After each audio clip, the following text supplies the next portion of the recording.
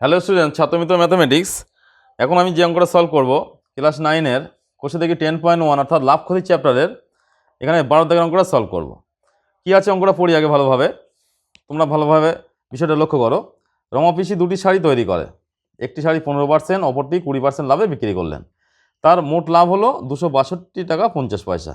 শাড়ি দুটির উৎপাদন ব্যয় যদি 1:3 হয়, তাহলে শাড়ি দুটির প্রত্যেকটির উৎপাদন ব্যয় ছিল কত সেটা আমাদের বার করতে হবে। তাই কীভাবে সলভ করেছি দেখো, বিষয়টা লক্ষ্য করো। আমরা ধরে নিচ্ছি শাড়ি দুটির উৎপাদন ব্যয় ছিল একটা x টাকা আর একটা 3x টাকা, যেহেতু 1:3 মানে দেওয়া আছে।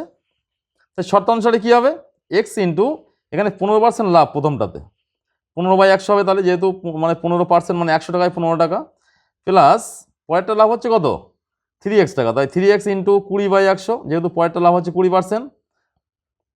এখানে কাটাকুটি করলাম, মানে 5 দিয়ে 3 মাঝে 15, এখানে 5 দিয়ে কাটলে কত হচ্ছে 5 20 100, এখানে 20 দিয়ে কাটলাম 5 20 100, তাহলে এখানে দাঁড়াচ্ছে কি 3x নিচে 20, 3x/20 প্লাস এখানে থাকছে কত 3 দিয়ে কোনো, এখানে থাকছে কত 20 দিয়ে কেটে দিয়েছি, একেবারে 20 দিয়ে কাটলাম এটাকে 5 20 100, তাহলে 3x/5।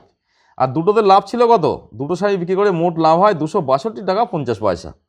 তাহলে এই দুটো ইকুয়ালস টু 262.50। 20 আর 5-এর লসাগু করছি, মানে কত হবে 20, 20 একে 20, 20কে 20 দিয়ে ভাগ করলাম 1 হলো, তার সাথে এটা গুণ করলে 3x প্লাস 20কে 5 দিয়ে ভাগ করলে 4, 3 4 12x ইকুয়ালস টু 262.50। তাহলে 12 আর 3 15x ইকুয়ালস টু 20টা কোনাগুনি গুণ হচ্ছে এখানে, x ইকুয়ালস টু কত হবে, তাই 262.50 ইন্টু 20 বাই কোনাগুনি 15 আসবে নিচে। আর এই যে পয়েন্ট আছে, পয়েন্টের জন্য নিচে বসালাম 1, পয়েন্টের ডান দিকে দুটো সংখ্যা, দুটো শূন্য বসিয়ে দিলাম। এর শূন্য শূন্য কেটে যাচ্ছে, 5 দিয়ে কাটলাম 3 মাঝে 15, 5 দিয়ে কাটলে 525 হয়, 3 দিয়ে কাটলে কত হবে এটাকে 175, 175 আর 2 গুণ করেছি 350 টাকা হলো, 350।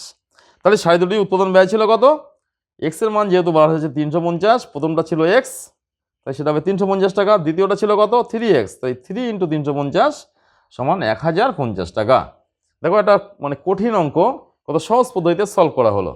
এইভাবে সহজ পদ্ধতিতে অঙ্ক শিখতে গেলে, জানতে গেলে কি করতে হবে, আমাদের যে অ্যাপটা আছে ছাত্রমিত্র অ্যাপ, সেটাকে ইনস্টল করতে হবে। সেই অ্যাপটা ইনস্টল করলে এই ধরনের চ্যাপ্টার ওয়াইজ মানে সলিউশন আমাদের এই চ্যানেলটি থেকে তুমি পেয়ে যাবে। চ্যানেলটার নাম কি, ছাত্রমিত্র অ্যাপ। তুমি ইনস্টল করো, দেখবে সহজ পদ্ধতিতে অঙ্কগুলো শিখতে পারছো।